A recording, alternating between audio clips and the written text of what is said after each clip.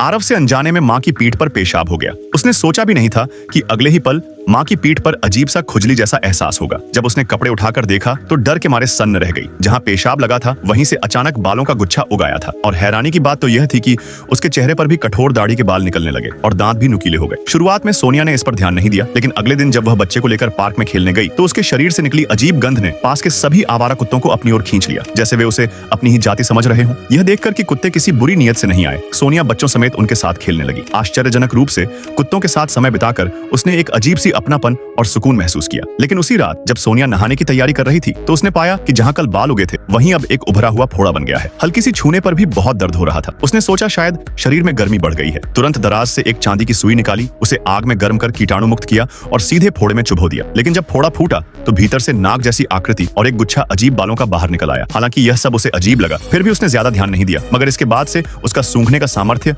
अचानक 10 गुना बढ़ गया। बस एक पैकेट स्नैक्स उठाकर ही उसने उसमें मौजूद सामग्री पहचान ली। उसने सोचा शायद यह कोई प्राकृतिक शक्ति है और इसे अनदेखा कर दिया। लेकिन उसी रात जब वह सो रही थी अचानक कुत्तों के भौंकने की आवाज से जाग गई। उत्सुकतावश बाहर देखा तो जमीन पर एक बड़ा झुंड कुत्तों का बैठा था, जैसे वे उसका इंतजार कर रहे हों। यह देखकर सोनिया को अजीब सा अपनापन महसूस हुआ और वह उनके पास चली गई। मगर अगले ही पल कुत्तों ने उस पर हमला कर दिया। अगले दिन सुबह उसने बेटे को पिछली रात का डरावना सपना सुनाया। तभी आरव बाहर से एक मरी हुई चूहा लेकर आया। उसे देख सोनिया घिन से भर गई और बेटे को तुरंत फेंकने को कहा, लेकिन शरारती आरव बाहर भाग गया और सोनिया भी पीछे पीछे दौड़ी। तभी उसने देखा कि घर के दरवाजे पर जानवरों की लाशें ढेर में पड़ी थीं। तभी उसे समझ आया कि पिछली रात जो हुआ वह सपना नहीं था। दरअसल वे सब जानवरों की लाशें कल रात उसी और कुत्तों के शिकार का नतीजा थी। इसी के साथ उसे एहसास हुआ कि वह धीरे धीरे खुद भी कुत्ते जैसी प्रजाति की ओर विकसित हो रही है।